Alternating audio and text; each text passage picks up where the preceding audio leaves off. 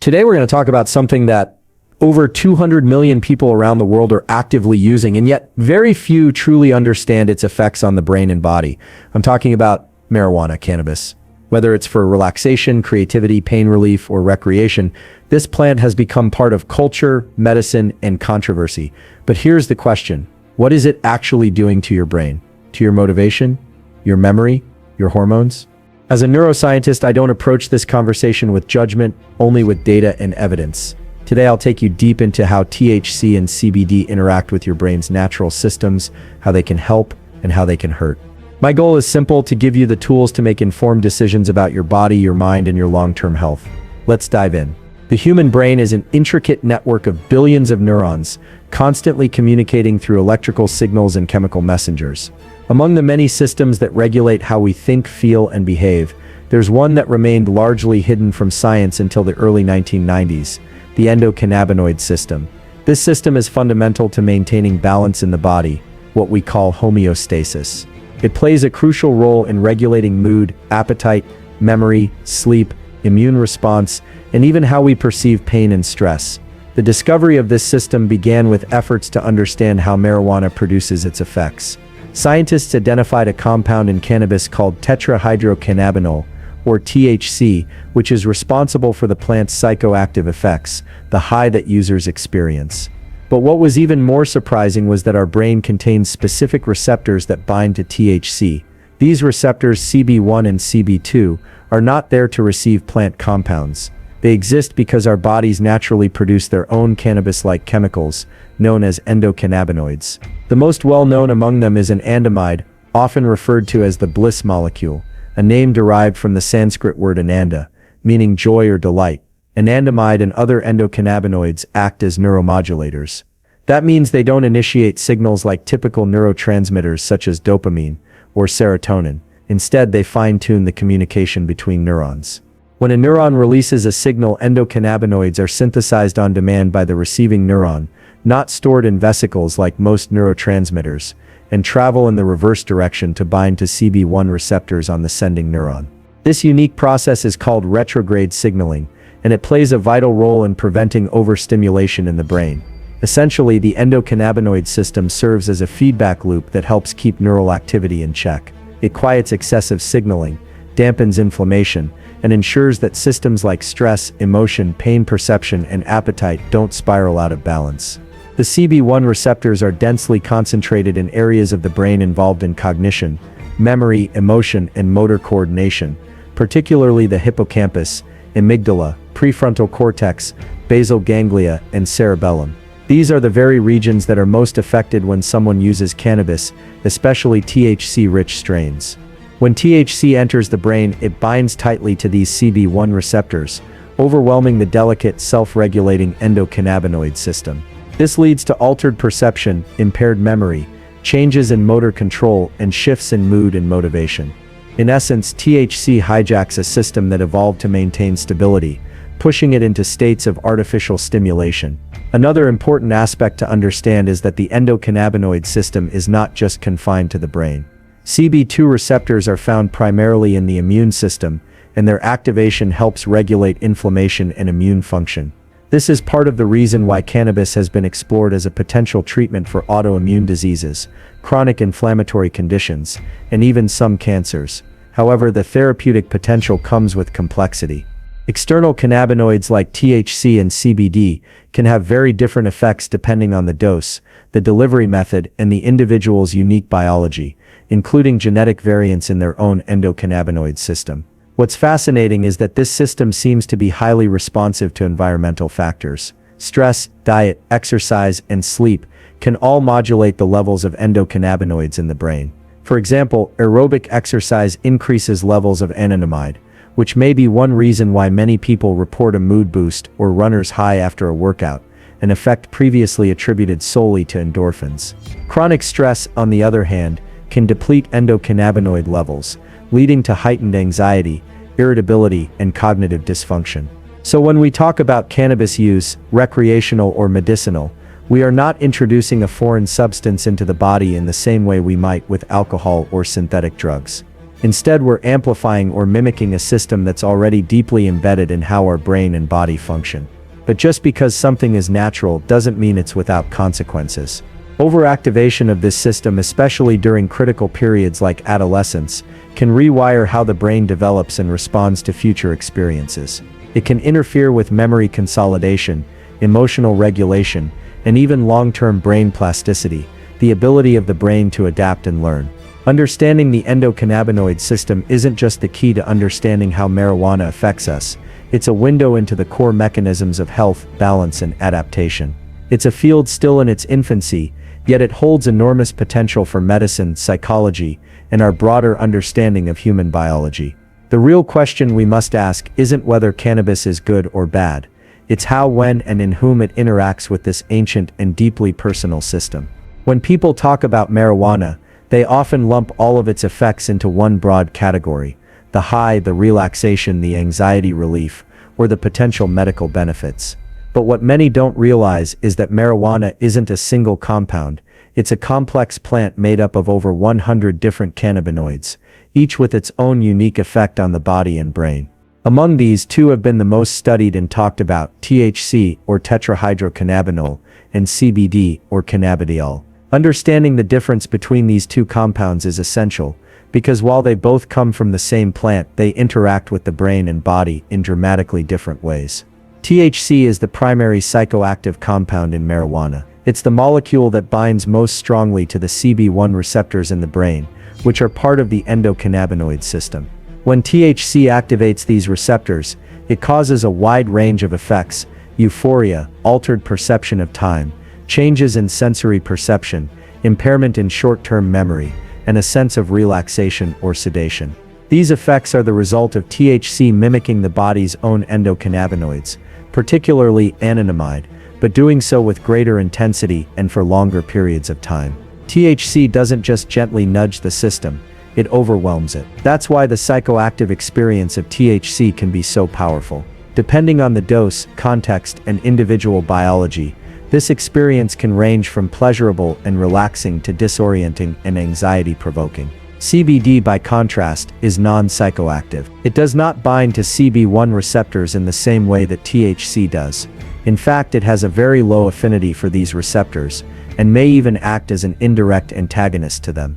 This means that CBD can actually reduce or moderate some of the effects of THC, particularly the ones people find unpleasant, like anxiety, paranoia, or cognitive impairment. For example, when someone consumes a marijuana strain that has a high ratio of THC to CBD, the experience is more likely to be intense, euphoric, and possibly anxiety-inducing.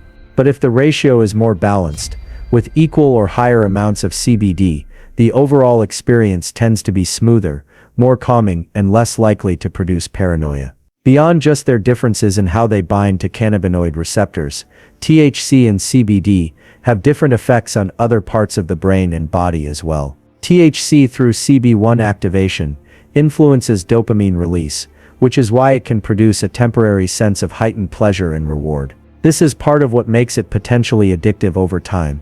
Repeated stimulation of the dopamine system can lead to changes in reward processing, motivation, and emotional regulation. CBD, on the other hand, interacts with a wide variety of other receptors, including serotonin receptors, TRPV1 receptors involved in pain signaling, and even GABA receptors, which help regulate anxiety and calm the nervous system. As a result, CBD has been explored as a treatment for a wide range of conditions: anxiety disorders, epilepsy, chronic pain, inflammation, and even psychosis. Another critical difference lies in how these compounds affect cognition and mental health. THC can impair attention, learning, and memory, particularly when used in high doses or over long periods of time. This is especially concerning in adolescents and young adults whose brains are still developing. CBD, however, does not appear to cause cognitive deficits, and some studies even suggest it may have neuroprotective effects.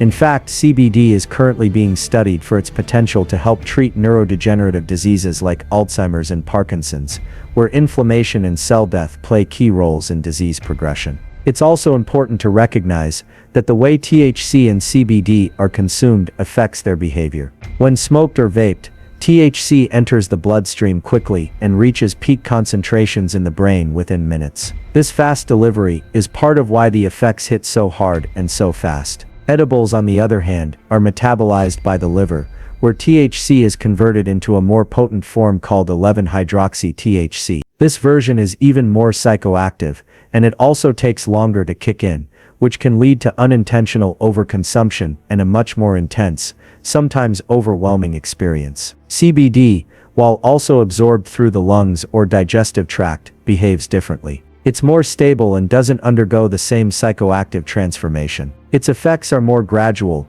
more subtle, and often more therapeutic than recreational. The interaction between THC and CBD isn't just pharmacological, it's also psychological. In studies where participants were given both THC and CBD, the presence of CBD consistently reduced the negative emotional effects of THC. It didn't block the high completely, but it did seem to smooth the edges, lowering anxiety, paranoia, and emotional volatility. This balancing effect has led to a surge of interest in cannabis strains and products that are rich in CBD, particularly for users who want some of the mood-enhancing or pain-relieving properties of cannabis, without the mental fog or anxiety that can come from high THC strains. Finally, there's an important social and medical context to consider. In much of the commercial marijuana market today, especially in recreational dispensaries, there's been a trend toward developing strains with extremely high THC concentrations, sometimes upwards of 20 to 30% or more,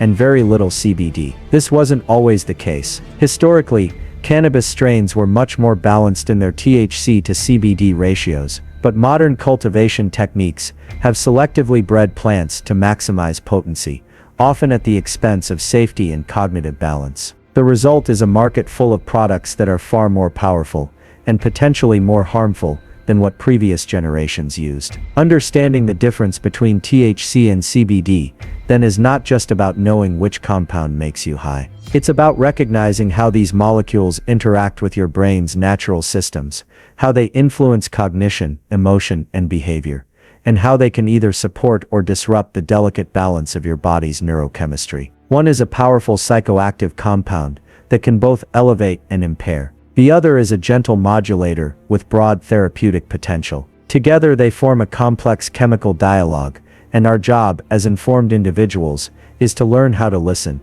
One of the most consistently documented and scientifically verified effects of marijuana, particularly its psychoactive compound THC, is its impact on memory and learning. This is not simply a temporary side effect like drowsiness or dry mouth.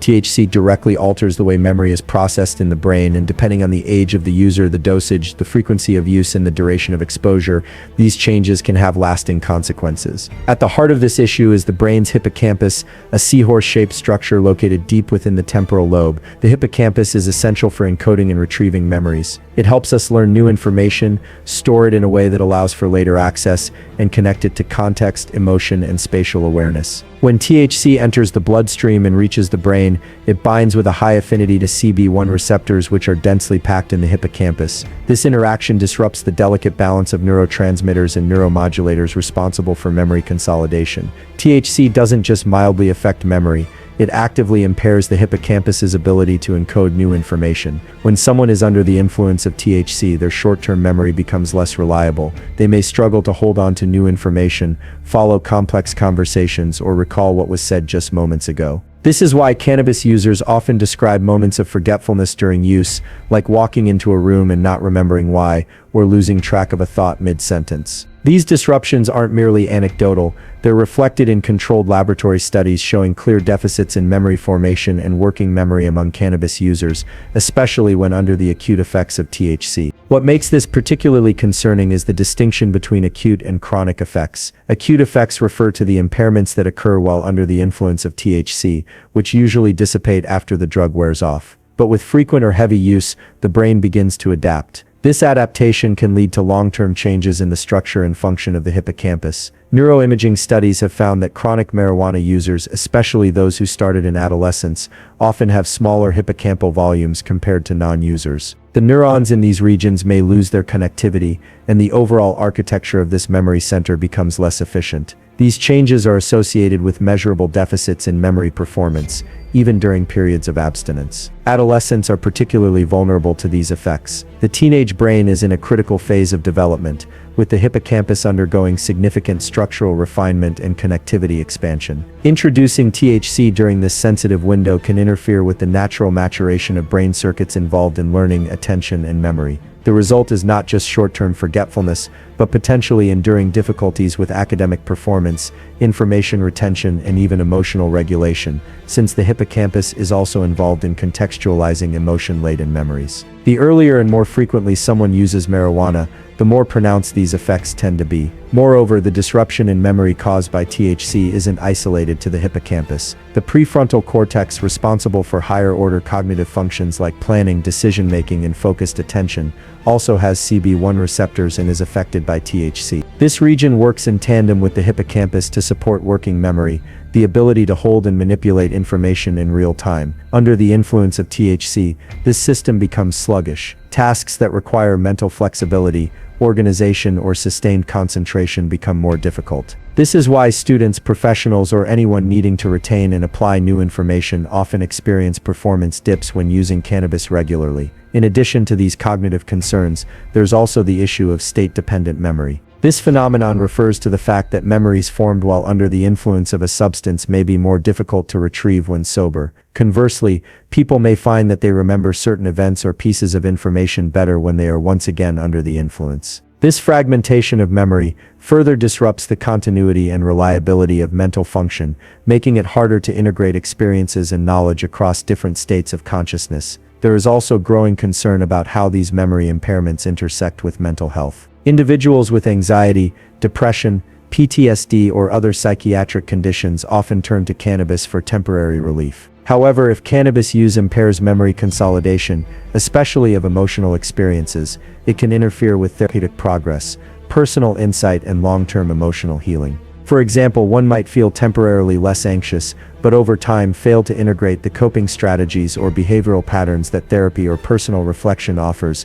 simply because the brain is less able to retain and apply those lessons. Finally, although much of the research has focused on the impairing effects of THC on memory, there is an important nuance: not all cannabis compounds have the same effect. CBD, for instance, does not impair memory, and may even counteract some of the disruptive effects of THC on the hippocampus. This is why strains with a more balanced ratio of THC to CBD are often better tolerated cognitively than those with extremely high THC concentrations. But unfortunately, modern cannabis products, especially those in the recreational market, tend to favor extremely high THC levels with very little CBD, maximizing the potential for memory-related side effects. In the broader picture, memory is not just about storing facts or recalling what we had for lunch yesterday. Memory is deeply tied to our identity, our ability to make decisions, and our connection to past experiences. It shapes how we learn from mistakes, how we build relationships, and how we navigate the world. When a substance like THC repeatedly interferes with this process, it can have ripple effects across nearly every domain of life. This is why understanding and respecting the impact of marijuana on memory and learning is not just a scientific concern, it's a deeply human one. When we think about marijuana, many people associate it with a sense of calm, a way to unwind or take the edge off a stressful day. And while this calming effect can certainly be real for some users, especially at lower doses, the relationship between marijuana and mental health, particularly anxiety and depression, is far more complex and at times contradictory. One of the most misunderstood aspects of marijuana use is its paradoxical effect on mood and emotional regulation. While some individuals report a reduction in anxiety, tension, or depressive symptoms after using cannabis, others experience intense anxiety, paranoia, or even panic attacks. This duality is not random, it's rooted in how cannabis compounds like THC and CBD interact with key brain systems involved in mood regulation. The brain's limbic system, which includes structures like the amygdala, hippocampus, and prefrontal cortex, plays a central role in processing emotions, including fear, threat detection, and emotional memory. This system is rich in cannabinoid receptors, particularly CB1 receptors, which THC binds to with high affinity. When THC activates these receptors in the amygdala, the brain's fear and threat detection center, it can alter the way the brain interprets emotional signals. In some people, this leads to a blunted stress response, a sense of ease, and a reduction in perceived anxiety. but in others, especially at higher doses, the opposite occurs. The amygdala becomes hyperactive, sensitivity to internal sensations increases, and users may begin to feel overwhelmed, threatened, or panicked even in safe environments. This is one of the reasons why cannabis-induced anxiety is often described as coming out of nowhere. Physiologically, what's happening is that THC increases heart rate and can heighten awareness of bodily sensations. For someone already prone to anxiety or panic, this internal amplification can trigger a cascade of anxious thoughts and physical symptoms. They might begin to worry about their heart rate, misinterpret harmless sensations as signs of danger, or feel trapped in their own body. This is not just psychological, it's a neurochemical chain reaction set in motion by THC's effect on the autonomic nervous system and limbic circuitry. Depression presents another complicated interaction with cannabis. Some people use marijuana to escape feelings of sadness, hopelessness, or emotional numbness. THC can temporarily increase dopamine release, which gives a short-lived mood boost and a feeling of reward or pleasure. But the problem lies in the pattern of this use. Over time, chronic stimulation of the brain's dopamine system can lead to downregulation, meaning the brain becomes less responsive to natural sources of pleasure. This is the same mechanism seen in many addictive substances. The result is that a person may become more reliant on cannabis just to feel normal, while their baseline mood continues to decline. This contributes to what is known as cannabis-induced demotivation, where individuals feel lethargic, disengaged, and emotionally flat over time. Moreover, studies have shown that long-term cannabis use, particularly in individuals with a genetic or familial predisposition to mood disorders, can increase the risk of developing depression. It's not that cannabis causes depression in everyone, it's that for some individuals, especially those already vulnerable, due to their biology or life circumstances, cannabis may exacerbate or accelerate underlying mood dysfunction. Adolescents and young adults are particularly at risk, not just because their brains are still developing, but because early cannabis use can alter the trajectory of emotional development. It can interfere with the maturation of prefrontal circuits involved in emotional regulation, impulse control, and coping skills, making it harder for young users to build resilience to life's challenges. An additional layer to this is the role of CBD. Unlike THC, CBD has been shown in several studies to have anxiolytic, anxiety-reducing, and antidepressant-like effects. It interacts with serotonin receptors and helps regulate the body's stress response without producing intoxication or paranoia. In fact, many people who experience anxiety from THC find relief when they switch to CBD-dominant strains or isolate products. However, because of market trends that favor high THC, low CBD strains, especially in recreational markets, many users aren't getting the benefits of CBD and are instead consuming products that may worsen their mental health symptoms over time. There's also a feedback loop that can occur. Someone uses cannabis to relieve anxiety or sadness, but over time their tolerance increases. They need more to achieve the same effect, and higher doses increase the likelihood of negative emotional responses. If they try to stop using, they may experience a rebound in anxiety, irritability, and mood instability due to withdrawal symptoms. This can make it feel like cannabis is the only thing keeping them emotionally stable, reinforcing dependence. But in reality, the substance may be masking or even contributing to the very symptoms it's being used to treat. The social and psychological environment in which cannabis is used also plays a role. If someone uses it in a safe, relaxed setting with trusted people, they're more likely to experience positive emotional effects. But in unfamiliar, overstimulating, or stressful settings, cannabis can amplify insecurity and emotional volatility. This contextual sensitivity underscores just how complex the interaction between cannabis and mental health truly is. Understanding this complexity is essential not just for users, but for healthcare providers, educators, and policymakers. It's not accurate or helpful to label cannabis as either a cure-all or a dangerous drug. Its effects on mental health are deeply individualized, shaped by genetics, neurobiology, dosage, frequency, and context. For some, it may offer short-term relief. For others, it may deepen emotional struggles and make recovery more difficult. Recognizing and respecting this dual potential is key to making informed, balanced decisions about its use. Only by acknowledging both the relief and the risks can we navigate the emotional terrain of cannabis with clarity and responsibility. The adolescent brain is undergoing one of the most critical periods of development in the human lifespan. During this time, the brain is not just growing in size, it is fundamentally reorganizing itself. Neural pathways are being refined, unused connections are being pruned away, and areas involved in executive function, emotional regulation, and decision-making, particularly the prefrontal cortex, are developing at a rapid pace. It's a period of remarkable neuroplasticity, but also profound vulnerability. Introducing marijuana during this stage, especially forms of marijuana that are high in THC, can interfere with this developmental trajectory in ways that are not always immediately apparent but may carry long-term consequences. One of the key features of adolescence is the dynamic between two competing systems in the brain: the limbic system, which drives emotions and reward-seeking behavior, and the prefrontal cortex, which governs impulse control, planning, and judgment.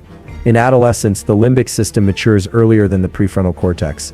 This imbalance explains much of teenage behavior, the desire for novelty, risk-taking, and heightened sensitivity to peer influence. When THC is introduced into this already imbalanced system, it can disrupt the fine-tuned neurochemical signaling necessary for healthy development.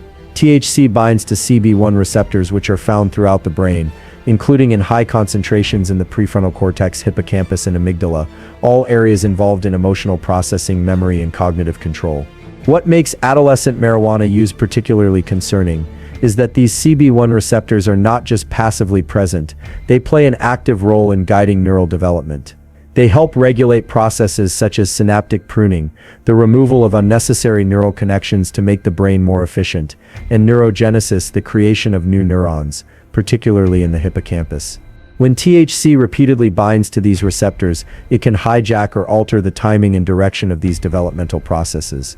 Instead of pruning the right connections or strengthening the ones needed for adult-level cognitive functioning, the brain's natural development can be derailed or delayed. Numerous studies have shown that adolescents who use marijuana regularly, especially those who start before the age of 16, are more likely to show deficits in memory, attention, and executive function later in life. Even after periods of abstinence, these cognitive deficits can persist, suggesting that the changes to the brain are not just temporary. Structural brain imaging has revealed differences in the volume and integrity of the prefrontal cortex and hippocampus among adolescent users, compared to non-users. Functional MRI scans show altered patterns of brain activity during tasks involving working memory or emotional regulation. These are not subtle changes, they represent a measurable deviation from the normative developmental trajectory. Behaviorally, these neurological changes can manifest in a range of ways. Teenagers who use marijuana heavily may struggle more in school, not just because of lack of motivation, although that can be a factor, but because their brains are less equipped to retain new information, focus on complex tasks, and plan ahead. They may become more emotionally reactive, less able to manage stress, and more impulsive in their decision-making. These traits are already challenges for adolescents, but marijuana can intensify them, making it harder for young people to navigate the demands of academic, social, and family life. Another area of concern is the relationship between adolescent marijuana use and the risk of developing psychiatric disorders. There is growing evidence that early and heavy marijuana use increases the likelihood of developing anxiety, depression, and even psychosis, especially in individuals who have a genetic predisposition. For example, some genetic variations in dopamine or cannabinoid receptor genes can increase susceptibility to the negative effects of THC. In these individuals, marijuana doesn't just interfere with brain development, it may act as a catalyst, triggering psychiatric conditions that might have otherwise remained dormant or less severe. The earlier the use begins, and the more frequently and heavily marijuana is used, the greater the risk appears to be. Part of what makes this so difficult to address is that many adolescents perceive marijuana as harmless, especially compared to other substances like alcohol or tobacco. With increasing legalization and social acceptance, the stigma once associated with marijuana has diminished, but so too has the perceived risk. Teenagers often consume products that are far more potent than the cannabis of past generations. High THC concentrates like wax, shatter, or vape oils can deliver doses of THC that are many times stronger than traditional flower. These products, marketed with flavors and packaging that appeal to younger audiences, can flood the adolescent brain with psychoactive chemicals at a time when it is least equipped to handle them. It's also important to consider that adolescence is a time of identity formation and emotional development. Marijuana use can blunt emotional experiences, making it harder for young people to engage deeply with their thoughts, form meaningful connections, or learn from emotional challenges. Emotional resilience, the ability to face discomfort and grow from it, is built through experience and effort, but when marijuana is used as an emotional escape, it can short-circuit this process. Teens who rely on marijuana to cope with stress, boredom, or social anxiety may fail to develop healthy coping mechanisms, leaving them more vulnerable to emotional instability later in life. The impact of marijuana on motivation is another issue of debate, especially in adolescence. While not everyone who uses marijuana becomes unmotivated, there is a pattern seen in some users, particularly heavy daily users, where interest in goals, responsibilities, and personal development begins to wane. This phenomenon, sometimes referred to as a motivational syndrome, is especially problematic during adolescence, when young people are supposed to be discovering their passions, building their skills, and setting the stage for adulthood. THC's effects on dopamine pathways may dull the drive to pursue long-term goals, leading to a cycle of disengagement and underachievement. Ultimately, the adolescent brain is like a foundation being poured for a building. If the foundation is disturbed or weakened during construction, the stability of the entire structure may be compromised. Marijuana, particularly when used heavily and early in life, has the potential to affect that foundation in subtle but meaningful ways. The consequences may not always be immediate or dramatic, but over time they can shape the arc of a person's life, influencing their mental health, academic achievement, emotional regulation, and capacity for resilience. This is not about fear-mongering or demonizing cannabis, but about acknowledging that timing matters. The adolescent brain is a remarkable, powerful, and sensitive system, one that deserves to be protected during its most formative years. The endocannabinoid system is one of the most fascinating and essential systems in the human body, yet it remains one of the least understood by the general public. This system is not some obscure biological mechanism. It is deeply integrated into nearly every major physiological process, playing a key role in maintaining balance, or what scientists refer to as homeostasis. It helps regulate mood, appetite, pain sensation, immune response, sleep, memory, and even how we experience stress. In essence, the endocannabinoid system acts like a conductor of a massive orchestra, helping different bodily systems stay in harmony with one another. When marijuana is introduced into the body, particularly its psychoactive component THC, it directly interacts with this system, and not always in a way that supports its natural balance. To understand the interaction between marijuana and the endocannabinoid system, it helps to first understand how the system operates. The human body naturally produces its own cannabinoids, called endocannabinoids, that act like chemical messengers. These messengers bind to cannabinoid receptors, primarily CB1 and CB2, located throughout the brain and body. CB1 receptors are heavily concentrated in the brain and central nervous system, where they influence functions like mood, memory, and motor control. CB2 receptors are more prevalent in the immune system and peripheral organs, playing a significant role in inflammation and immune responses. Endocannabinoids are produced on demand. They are synthesized when and where they are needed, used to fine-tune responses to stimuli, and then broken down quickly. This tight regulation allows the endocannabinoid system to act with precision, responding moment to moment to internal and external conditions. However, when THC from marijuana is introduced, it floods the system and binds strongly to CB1 receptors, essentially mimicking the body's natural endocannabinoids, but with much greater potency and duration. THC doesn't follow the same rules. It doesn't get broken down as efficiently, it doesn't target receptors with the same selectivity, and it can overstimulate the system in ways the body was not designed to handle. This overstimulation can lead to disruptions in normal physiological processes. For example, in the brain, where CB1 receptors are densely located in areas like the hippocampus, cerebellum, and prefrontal cortex, THC's binding can alter mood, impair memory, and affect coordination and judgment.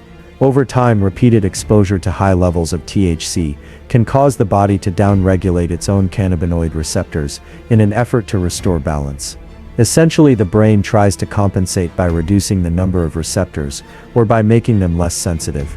This adaptation can reduce the effectiveness of the endocannabinoid system, even when THC is no longer present. When the system is downregulated, natural endocannabinoids can no longer function as effectively. This can lead to a variety of problems, including decreased ability to regulate mood, increased pain sensitivity, poor stress response, and difficulty maintaining motivation. This is one reason why chronic marijuana users may feel emotionally flat, less resilient to stress, or physically uncomfortable during periods of abstinence. Their endocannabinoid system, which once maintained balance, has been temporarily thrown off kilter and needs time to recalibrate. Another consequence of chronic THC exposure is its impact on reward processing. The endocannabinoid system interacts closely with the brain's dopamine system, the system responsible for pleasure, motivation, and reward. THC can increase dopamine release in the short term, which is part of why marijuana can produce feelings of euphoria or relaxation. But with repeated use, this interaction can desensitize the brain's reward circuits. The result is that natural pleasures, like food, exercise, social connection, or achievement, may become less rewarding. Users may begin to rely more on marijuana to experience pleasure or relief, creating a feedback loop of dependence and reduced natural motivation. The interaction with CB2 receptors also has significant implications, particularly for immune function. While less is known about the long-term effects of marijuana on the immune system, research suggests that THC's binding to CB2 receptors can modulate immune cell activity, sometimes suppressing immune responses. This could explain why some studies have found altered immune function in chronic users. The extent and clinical significance of this are still being explored, but it underscores that marijuana's effects go far beyond the brain. It touches virtually every system in the body through the endocannabinoid network. It's also important to recognize that not all cannabinoids act the same way. CBD, another major compound found in cannabis, interacts with the endocannabinoid system quite differently from THC. It does not bind strongly to CB1 or CB2 receptors, but appears to modulate them indirectly. CBD can enhance the body's own endocannabinoid tone by inhibiting the enzyme that breaks down anandamide, one of the body's natural cannabinoids. This may explain why CBD has been associated with anti-anxiety, anti-inflammatory, and neuroprotective effects without producing intoxication. In contrast to THC, CBD seems to support the balance of the endocannabinoid system rather than overwhelming it. However, modern marijuana strains have been bred to contain increasingly high levels of THC and often very low levels of CBD. This imbalance can make the effects on the endocannabinoid system more extreme and more disruptive, particularly when marijuana is used frequently or in large amounts. The original medicinal potential of cannabis, which was tied to a more balanced ratio of cannabinoids, has in many cases been replaced by products designed for maximum psychoactive effect, with less consideration for how they might impact the body's natural regulatory systems over time. What makes this entire issue more profound is that the endocannabinoid system is not just a passive receptor system for cannabis, it is a master regulator of internal balance. When marijuana, especially high-potency THC products, is used in a way that overwhelms or hijacks this system, it can distort the body's ability to regulate itself. The result is not just a temporary high or low, but a shift in how the brain and body function at a fundamental level. The good news is that the endocannabinoid system is resilient. It can recover with time, abstinence, and lifestyle choices that support its function, such as exercise, proper sleep, and stress management.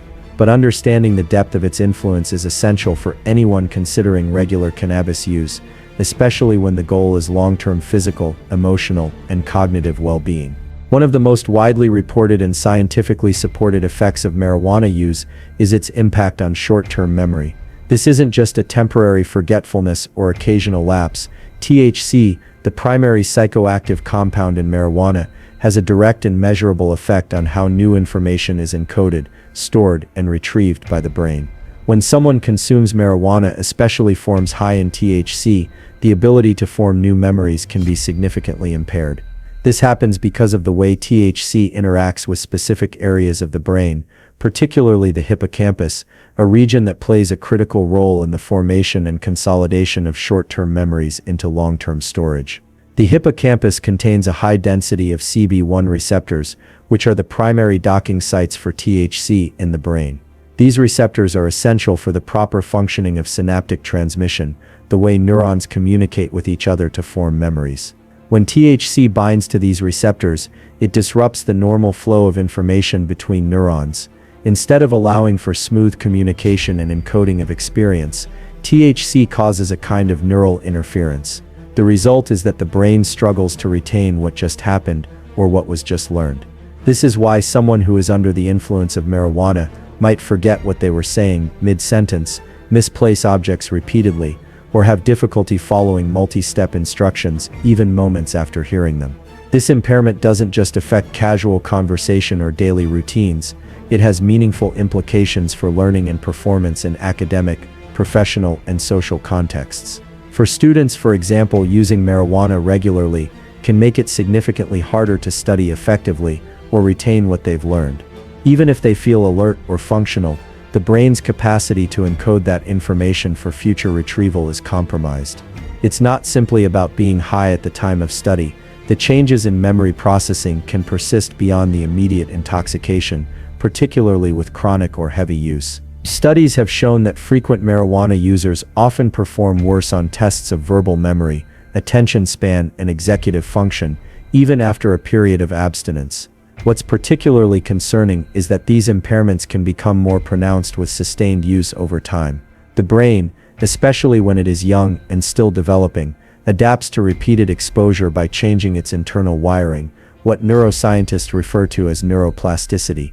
In the context of frequent THC exposure, this plasticity can work against the user, creating long-lasting alterations in memory-related structures and pathways. Imaging studies have revealed differences in the size and function of the hippocampus among chronic users compared to non-users. These structural differences often correlate with measurable declines in memory performance. In other words, marijuana doesn't just change how memory works temporarily, it may also reshape the very architecture of the brain in ways that affect memory long-term. It's also important to note that not all types of memory are equally affected. THC's influence is most profound on short-term and working memory, the systems responsible for holding information in our minds for brief periods while we use or manipulate it. This type of memory is crucial for reasoning, problem-solving, and learning new skills. When working memory is impaired, tasks that require mental flexibility, quick recall, or attention to detail become significantly more difficult.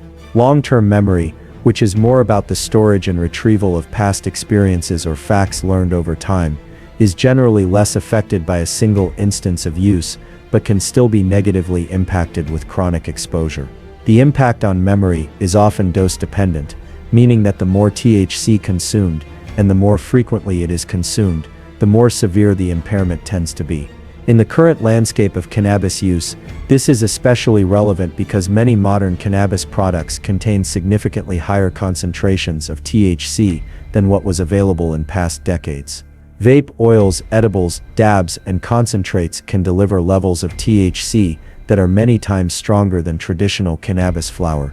These high-potency products can have a more intense and prolonged effect on the memory systems of the brain, even with less frequent use. Moreover, when marijuana is consumed through edibles, the effects can be more delayed and unpredictable. This can lead users to ingest more than intended, resulting in higher levels of THC in the bloodstream and more significant cognitive effects. Unlike smoking or vaping, where the onset is rapid and users can titrate their dose more easily, edibles can lead to a delayed but overwhelming experience that leaves the user deeply impaired in memory and cognition for hours. The memory effects of marijuana also have psychological implications. Memory is tightly connected to our sense of self and continuity, how we understand our personal history, how we learn from experience, and how we maintain a coherent narrative of our lives. When short-term memory is consistently impaired, it can become difficult to form new memories that shape that narrative. Over time, this can lead to a feeling of disconnection, a sense that events are slipping away, or that one is mentally foggy or unanchored. This experience can contribute to lower productivity, reduced self-confidence, and even emotional flattening, as the richness and continuity of experience are diminished. The good news is that many of the memory impairments associated with marijuana are at least partially reversible with sustained abstinence. The brain has an incredible capacity for recovery, especially if the individual is otherwise healthy and supports brain function through sleep, nutrition, exercise, and mental engagement. However, the extent of recovery often depends on how long and how heavily marijuana was used, as well as the age at which use began. Younger users, whose brains are still developing, may face a longer road to full cognitive restoration, particularly if use began early in adolescence. In sum, the interaction between marijuana and memory is not a vague or abstract concern. it is a direct and well-documented effect that influences daily life in measurable ways. From school performance to emotional stability, from learning new skills to retaining meaningful life experiences, memory plays a central role in human functioning. Marijuana, particularly THC-heavy varieties, can interfere with that role in ways that users may not fully realize until they notice a consistent pattern of forgetfulness, cognitive fuzziness, or diminished learning ability. Understanding this relationship empowers individuals to make informed decisions about when, how, and whether to use cannabis, especially if optimal brain performance is important to them. One of the lesser discussed yet deeply impactful effects of marijuana use is its influence on emotional regulation. At first glance, marijuana may appear to help with emotions. It's often used for relaxation, stress relief, or simply to take the edge off a long day. In the short term, it can dampen the intensity of emotional responses, producing feelings of calm or even euphoria. However, over time, repeated marijuana use, especially high THC strains, can interfere with the brain's natural ability to regulate emotions effectively. This can create a situation where emotions either feel blunted and flat, or paradoxically, more unstable and difficult to manage.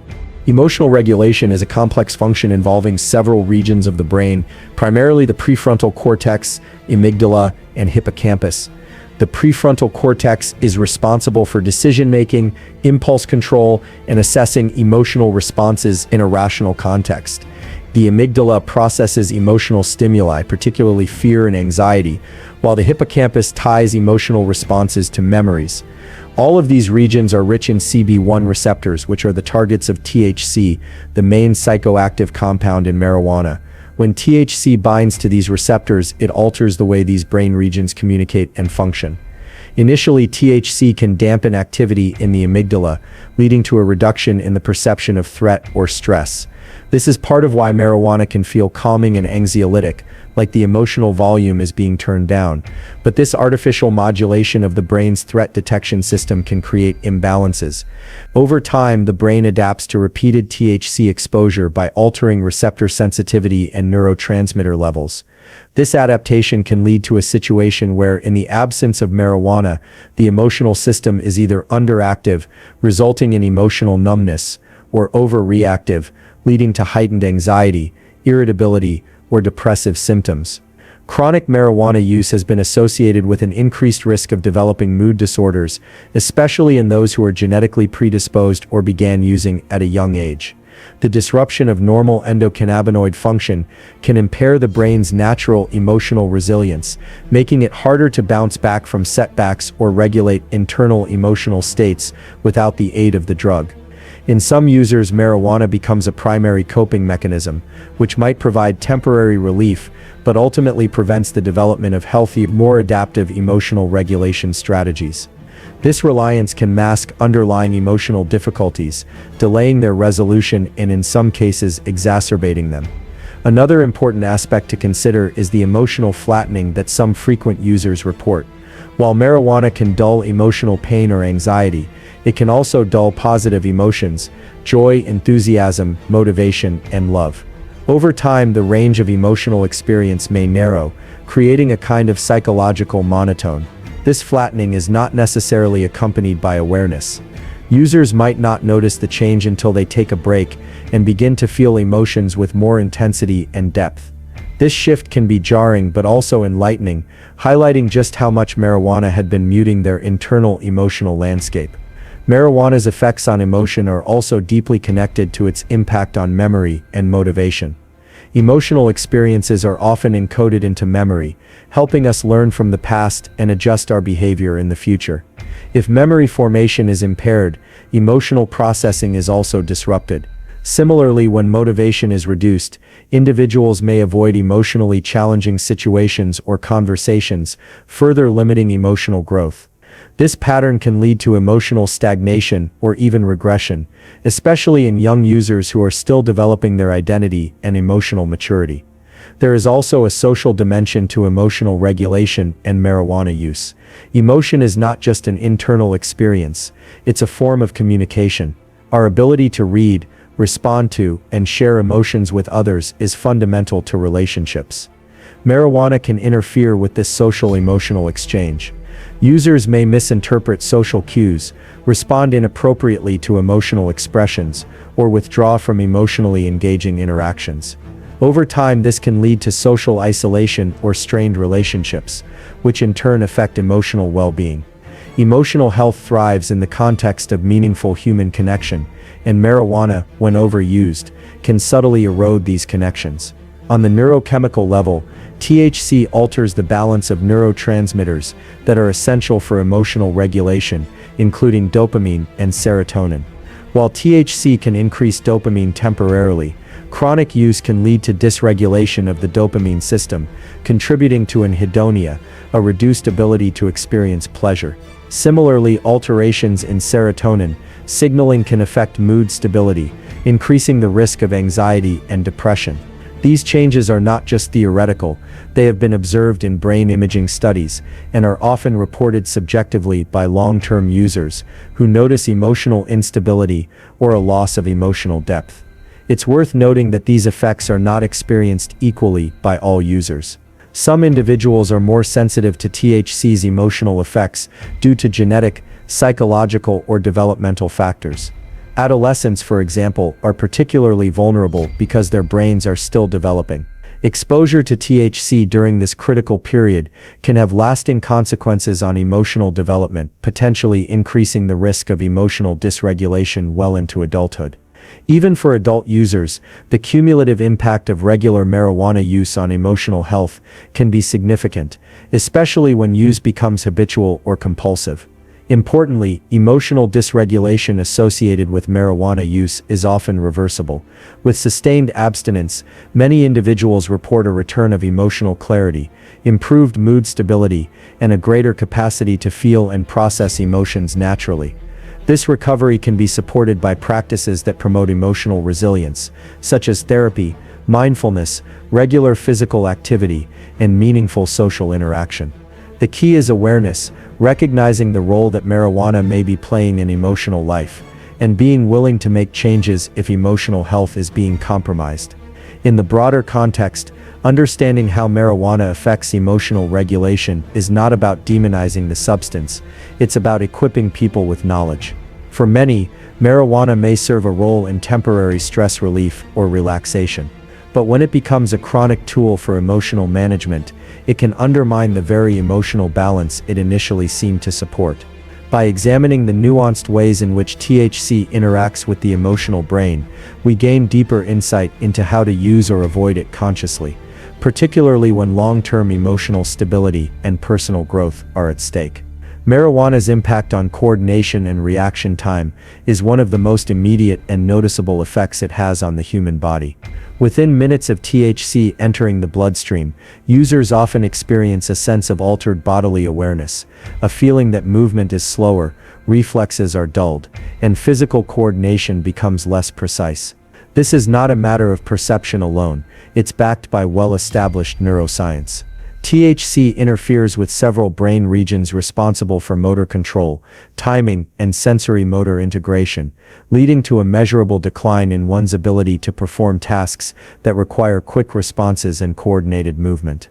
Central to this effect is the cerebellum, a structure located at the base of the brain, which is heavily involved in fine motor skills, balance, and coordination. The cerebellum contains a high concentration of CB1 receptors, the primary target of THC. When THC binds to these receptors, it disrupts the normal function of the cerebellum, leading to a kind of neural noise that interferes with the brain's ability to send clear, accurate signals to the muscles. This disruption affects both gross motor movements, such as walking or running, and fine motor skills, such as writing, typing, or even simply picking up small objects. It creates a situation where movements may feel sluggish, imprecise, or exaggerated, and where maintaining balance or posture becomes more difficult. The basal ganglia, another group of brain structures involved in movement control, are also affected by THC. These structures help initiate and regulate voluntary movements, and contribute to the timing and sequencing of actions. When their function is altered by marijuana, users may experience a delay between intention and action. For example, the decision to step over an object or reach for a door handle may be followed by a noticeable lag before the body responds. This lag can be dangerous in real-world scenarios, particularly when operating a vehicle or machinery, where split-second decisions and precise movements can be the difference between safety and harm. One of the most critical concerns surrounding marijuana's effects on coordination and reaction time is its impact on driving. Numerous studies have demonstrated that THC impairs driving ability by reducing attentiveness, slowing reaction time, and distorting spatial awareness. Drivers under the influence of marijuana are more likely to drift between lanes, misjudge distances, and react too slowly to unexpected obstacles or changes in traffic flow. Unlike alcohol, which may lead to more aggressive or risk-taking behavior, marijuana tends to make drivers overcompensate by driving more slowly. However, this does not offset the danger. Slower reactions still pose serious risks, especially in complex driving environments. What makes the situation even more complex is that users often underestimate their level of impairment. Because marijuana can induce a sense of calm or even hyper-awareness, individuals may feel in control, even when their motor and cognitive faculties are compromised. This discrepancy between subjective experience and objective performance is part of what makes marijuana-related accidents particularly insidious. People often don't realize they're impaired until they are confronted with a task that demands rapid, coordinated responses, and by then, it may be too late. Reaction time in particular is influenced by how quickly the brain can process incoming information, assess its meaning, and initiate an appropriate physical response. THC slows down each of these steps. Visual information, for instance, takes longer to register and be interpreted. The delay in processing affects not just physical reactions but decision-making as well. Someone under the influence of marijuana may hesitate before making a choice, respond inappropriately, or fail to respond at all in time-sensitive situations. This slowed processing is critical in activities like sports, emergency responses, or even everyday tasks such as walking in a crowded area or crossing a street. Furthermore, the impact on coordination is not uniform. It can vary based on dosage, method of consumption, individual tolerance, and whether marijuana is used in combination with other substances. High-potency products like dabs, vape oils, or edibles can lead to significantly more impairment than traditional cannabis flower, especially because the effects of edibles can come on slowly and unpredictably. A user might feel fine at first, then experience a sudden and overwhelming loss of motor control once the THC kicks in fully. This unpredictability increases the risk of accidents, falls, or other coordination-related mishaps. It's also important to consider the long-term effects on motor function in habitual users. While occasional use may lead to temporary impairments that wear off as the drug leaves the system, chronic use has been associated with more persistent changes in motor performance. These changes may not be dramatic, but can include slight reductions in balance, timing, and precision. In certain populations, such as adolescents or older adults, even small declines in coordination can have meaningful consequences. Young people may find their athletic performance deteriorating, or their ability to engage in complex motor learning hampered, while older adults may face increased risk of falls or injuries due to impaired balance and slowed reflexes. The interaction between marijuana and physical performance is further complicated by the user's psychological state. THC can increase self-consciousness or induce mild anxiety, both of which can interfere with the fluid execution of movements.